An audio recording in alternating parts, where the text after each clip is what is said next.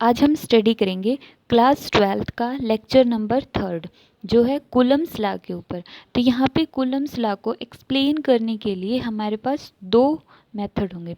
First method तो होगा Coulomb's law इन scalar form, Coulomb's law इन scalar form, और second method होगा Coulomb's law in vector form, vector form. इसके अंदर क्या होता है, जो कूलम्स लॉ है, सबसे पहले तो जो कूलम्स लॉ है वो दिया किसने था। Coulomb's law is given by अगस्टे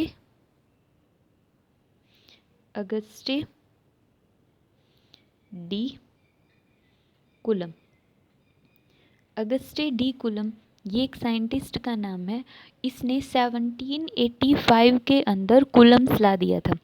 अब इसने क्या बताया था कि जब दो चार्जेस प्रेजेंट होते Q1 और Q2, इनमें से एक पॉजिटिव एक नेगेटिव हो सकता है, या फिर दोनों पॉजिटिव हो सकते हैं या दोनों नेगेटिव हो सकते हैं। जब इनमें से एक चार्ज दूसरे चार्ज के ऊपर फोर्स लगाएगा, या तो वो रिपल्सिव फोर्स होगा या फिर वो अट्रैक्टिव फोर्स होगा। तो यहाँ पर जब Q1 ने Q2 के ऊपर फोर्स लगाया या फिर Q2 Q1 के ऊपर फोर्स लगाएगा, तो इस फोर्स को हम दो टर्म में कैलकुलेट करते हैं। एक तो फोर्स का मैग्नीट्यूड, दूसरा फोर्स की डायरेक्शन। तो जब हमें सिर्फ उसका मैग्नीट्यूड कैलकुलेट करना होता है तो उसके लिए हम यूज करते हैं कूलम्स लॉ इन स्केलर फॉर्म। लेकिन अगर उसकी डायरेक्शन भी कैलकुलेट करनी हो तो उसके लिए हम यूज करेंगे Coulomb's law in vector form. Vector form का यूज होता है फोर्स की डायरेक्शन को कैलकुलेट करने के लिए। अब हम देखते हैं कूलम्स लॉ इन स्केलर फॉर्म।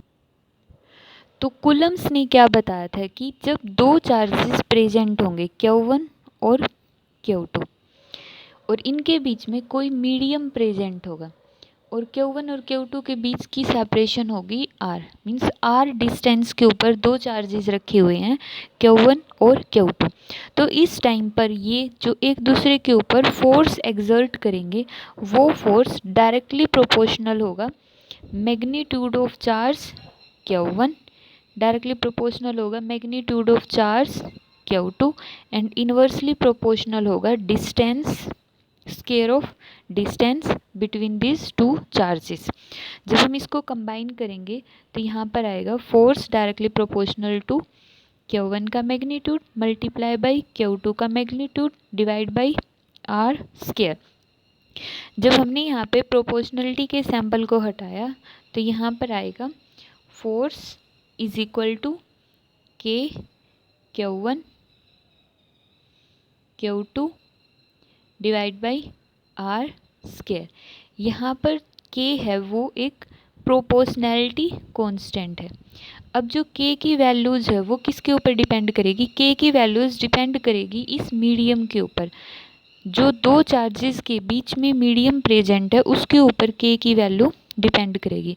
अगर ये मीडियम एयर या फिर वैक्यूम है और हम SI सिस्टम के अंदर डील कर रहे हैं, तो K की वैल्यू, कूलम ने एक एक्सपेरिमेंट किया लैब के अंदर तो उसको पता चला K की वैल्यू होगी 9 इंटू 10⁻⁹ न्यूटन मीटर स्क्वायर पर कूलम स्क्वायर। ये SI सिस्टम के अंदर है, और सीरियस सिस्टम के अंदर K की वैल्यू होगी K इज इक्वल टू 1।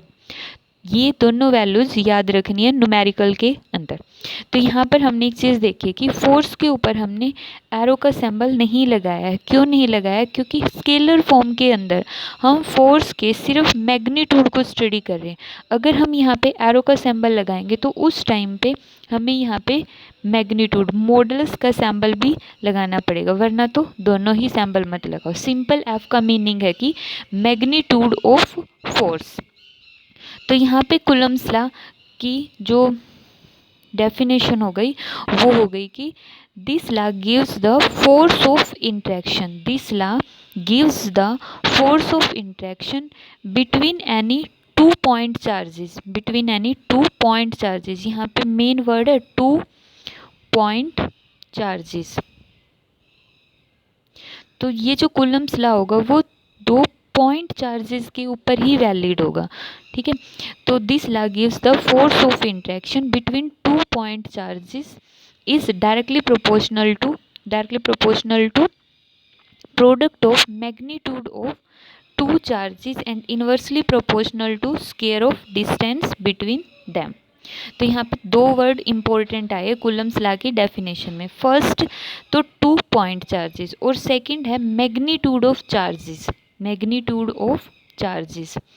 यहाँ पे दोनों पॉइंट्स याद रखनी है कि जो दो पॉइंट चार्जेस के बीच में एप्लीकेबल है, दूसरा यहाँ पे चार्जेस का मैग्नीट्यूड लेना है। मींस अगर एक चार्ज इनमें से मान लेते Q1 की वैल्यू -3 कूलम है, तो जब हम फोर्स की वैल्यू कैलकुलेट करेंगे तो यहाँ पे माइनस सिंबल को हम इंक्लूड नहीं करेंगे। यहाँ पे हमें इस Q1 के मैग्नीट्यूड को लेना और Q1 का मैग्नीट्यूड होगा 3 कूलम, तो यहाँ पे माइनस साइन को इंक्लूड नहीं करना। दूसरा इसका मेन पॉइंट ये है।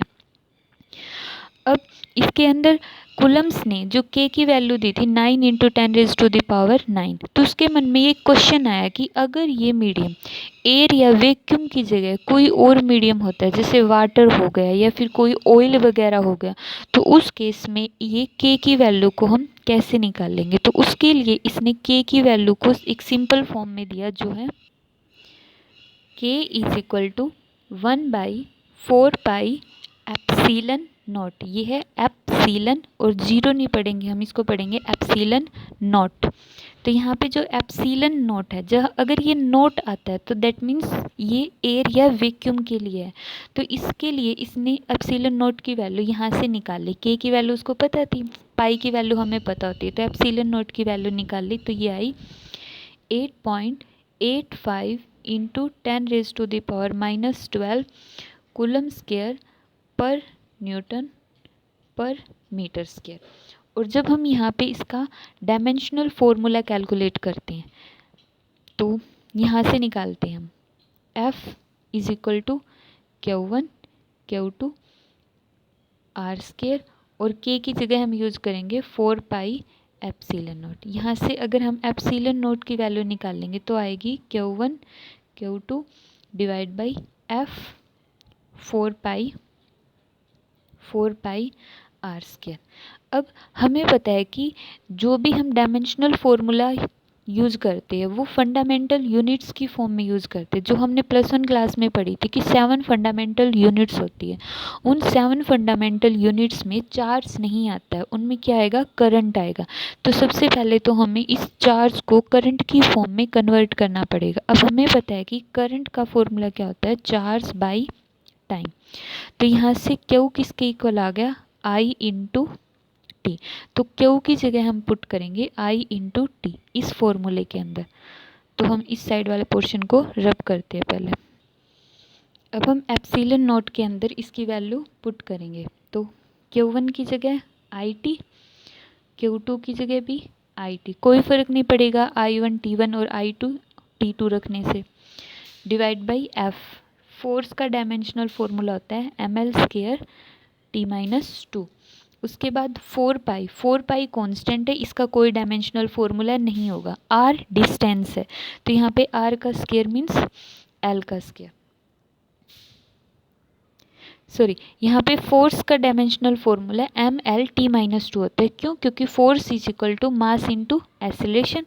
मास का हो गया m, एक्सेलरेशन का हो गया l/T-2। तो यहाँ पे फोर्स का डायमेंशनल फॉर्मूला होगा ml/T-2। तो अब हम इसको देखते हैं आगे। I की जगह हम लिखेंगे एम्पियर, क्योंकि इसकी करंट को हम शो करते हैं एम्पियर की फॉर्म में। तो A का स्क्वायर, यहाँ से हो गया T का स्क्वायर, और यहाँ से m l³ 3 T⁻⁻2। जब हम इसको थोड़ा सा और सोल्व करेंगे तो आएगा m -1 l-3 T4 और A²। तो ये आ गया एप्सिलन नॉट का डायमेंशनल फॉर्मूला, जिसको आप डायरेक्ट भी याद रख सकते हो। तो यहाँ से हमने सिर्फ एप्सिलन नॉट की वैल्यू कैलकुलेट की। यहाँ पे एप्सिलॉन नोट है कि एक्चुअल में absolute electrical permittivity of free space. अब क्वेश्चन ये आता है कि अगर यहाँ पे एयर या वैक्यूम की बजाय कोई और मीडियम होता है तो यहाँ पे एप्सिलॉन नोट की वैल्यू क्या होगी। अब इसके लिए हम नेक्स्ट कंप्लीट लेक्चर इसी चीज़ के ऊपर होगा और ये न्यूमेरिकल्स के पॉइंट ऑफ व्यू से भी बहुत इंपॉर्टेंट है। तो उससे पहले हम स्टडी करते हैं Coulomb's law in vector form. Coulomb's law in vector form का यूज कहाँ पर होता है? इसका यूज होगा अप्लाइड फोर्स की डायरेक्शन को कैलकुलेट करने के लिए। तो अभी हम इसके अंदर देखते हैं कि इसका डेरिवेशन क्या है। इसके लिए सबसे पहले हम लेते हैं एक 3D system Z x Y. तो यहाँ पर हमने दो चार्जेस कंसीडर किए Q1 और ये चार्ज लिया हमने Q2। अब Q1 की डिस्टेंस ओरिजिन O से हम कंसीडर कर लेते हैं R1 और Q2 की डिस्टेंस हम कंसीडर कर लेते हैं R2। अब हमें यहाँ पर ये देखना है कि Q1 चार्ज ने Q2 के ऊपर कितना फोर्स लगाया है। यहाँ पे हम कंसीडर कर लेते हैं जो Q1 है वो भी पॉजिटिव है और Q2 चार्ज भी है पॉजिटिव। यहाँ पे जब दोनों चार्जेस को हमने पॉजिटिव कंसीडर किया तो Q1 ने Q2 के ऊपर एक रिपल्सिव फोर्स लगाया। जब Q1 Q2 को रिपेल करेगा तो इस डायरेक्शन में रिपेल करेगा। तो हमने इसको माना कि Q1 ने Q2 को इस डायरेक्शन में रिपेल किया। तो force on second charge due to first charge और इसके ऊपर एरो का सिंबल। यहाँ पे हमने एरो लगाया है क्योंकि यहाँ पे फोर्स की डायरेक्शन को कंसीडर किया है। अब तो यहाँ पे जो हमने F21 फोर्स निकाला है तो इसका मैग्नीट्यूड कितना होगा, फोर्स की डायरेक्शन भी और मैग्नीट्यूड भी। तो ये होगा F21 कूलम्स लॉ के according F21 is equal to K Q1 Q2 divide by R12 का स्क्वायर और R12 यूनिट वेक्टर। अब यहाँ पे एक इम्पोर्टेंट वर्ड आ गया ये R12 यूनिट वेक्टर। यहाँ पे इसको हमने नाम दिया है यूनिट वेक्टर। अब इसको हमने यूनिट वेक्टर क्यों बोला है, क्योंकि इसका मैग्नीट्यूड कितना होगा, R12 का मैग्नीट्यूड होगा 1 यूनिट होगा, मीन्स 1 मैग्नीट्यूड होगा। और ये होता किसके इक्वल है, R12 unit vector is equal to R2 minus R1 divide by R2 minus R1 का मैग्नीट्यूड। मीन्स यूनिट वेक्टर की डेफिनेशन होती है vector divide by its magnitude.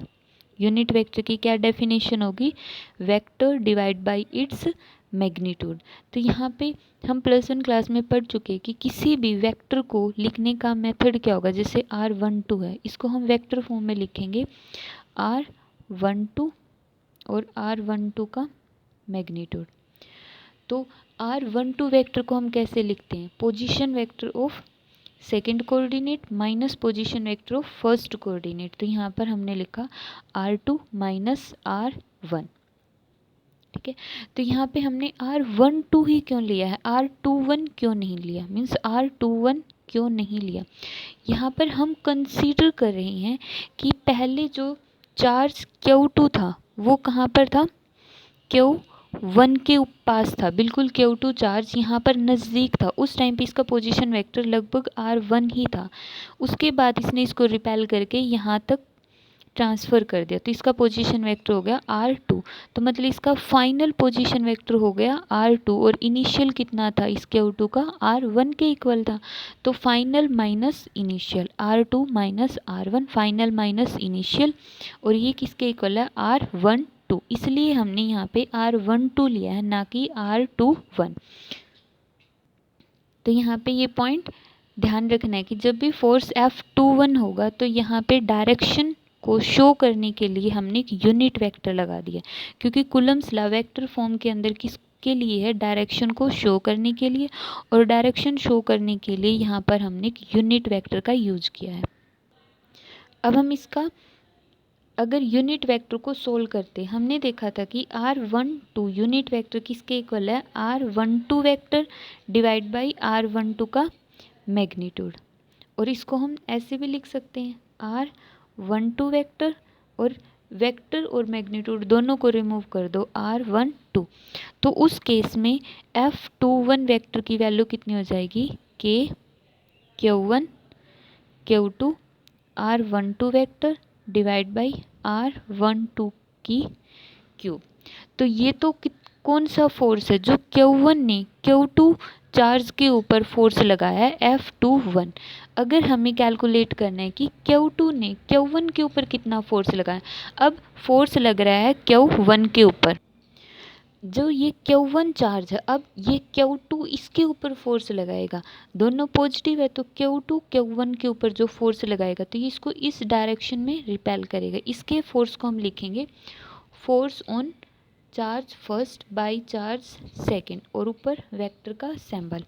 तो यहाँ पे कूलम्स लॉ के अकॉर्डिंग F12 वेक्टर का मैग्नीट्यूड और डायरेक्शन कैलकुलेट करनी है। तो F12 किसके इक्वल हो जाएगा, K Q1 Q2 divide by R21 का स्क्वायर, क्योंकि यहाँ पे देखते हैं चलो क्या आएगा, इसको छोड़ो अभी, सिंपल लिखो R यूनिट वेक्टर। अब हमें यहाँ पे 1 और 2 इंक्लूड करना है, तो यहाँ पे हमें ये देखना है कि फोर्स किसने किसके ऊपर लगाया है, फोर्स Q2 ने Q1 पर लगाया, मतलब सबसे पहले ये Q1 चार्ज अब पहले यहाँ पर था, Q1 Q2 के नज़दीक था, तो इसका मतलब Q1 का पोजीशन वेक्टर कितना था, R2।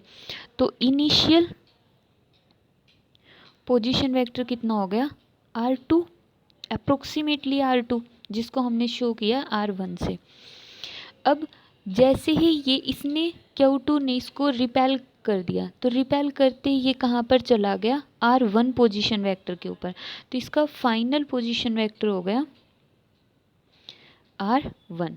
तो इसको हम लिखेंगे कैसे, इसकी जो ये डिस्प्लेसमेंट हुई है इसको हम लिखेंगे final position vector minus initial position vector, और इसको शॉर्ट में कैसे लिखेंगे हम, R21। तो क्लियर है ये चीज़, तो यहाँ पर हमें लिखना पड़ेगा R21 का यूनिट वेक्टर और R21। यहाँ पे R21 यूनिट वेक्टर की वैल्यू पुट करेंगे, K Q1 Q2 R21 और डिवाइड बाई R21 की क्यूब। ये हो गया F21 वेक्टर। यहाँ पे हमने सिर्फ वेक्टर का सिंबल लगाया, मैग्नीट्यूड नहीं लगाया है। मैग्नीट्यूड अगर हम नहीं लगाते तो इसका मतलब अब हम वेक्टर फॉर्म को स्टडी कर रहे हैं, और कूलम्स लॉ वेक्टर फॉर्म के अंदर अब फोर्स की ये डायरेक्शन को शो कर रहा है कि जो चार्जेस ने एक दूसरे के ऊपर रिपल्सिव फोर्स लगाया है वो किस डायरेक्शन के अंदर है। अगर हम यहाँ पर इसका मैग्नीट्यूड ले लेते इस इक्वेशन के अंदर, इसका अगर हम मैग्नीट्यूड ले लेते, इसको सिंपली ऐसे भी लिख सकते हैं, तो ये आ जाएगा K Q1 Q2 divide by R21 का स्क्वायर। और जो ये R21 यूनिट वेक्टर है इसका जब हम मैग्नीट्यूड लेंगे तो हमें पता है R21 यूनिट वेक्टर का मैग्नीट्यूड कितना होता है, 1 होता है, क्योंकि यूनिट वेक्टर है और यूनिट वेक्टर का मैग्नीट्यूड हमेशा ही 1 होगा। और ये किस में कन्वर्ट हो जाएगा, फिर इसकी स्केलर फॉर्म के अंदर, स्केलर फॉर्म के अंदर। तो ये था हमारे पास Coulomb's law in vector form. अब इसके 2 स्पेशल केसेस भी है, तो इसके स्पेशल केसेस स्टडी करते हैं। इसके स्पेशल केसेस में पहला केस देखते हैं कि अगर दोनों चार्जेस सेम साइन के हैं, मतलब या तो दोनों पॉजिटिव है जैसे +2 कूलम और +2 कूलम है, तो उस केस में यहाँ पे टोटल चार्ज Q1 Q2 की प्रोडक्ट कितनी हो जाएगी, 4 कूलम स्क्वायर, 4 कूलम स्क्वायर हो जाएगा।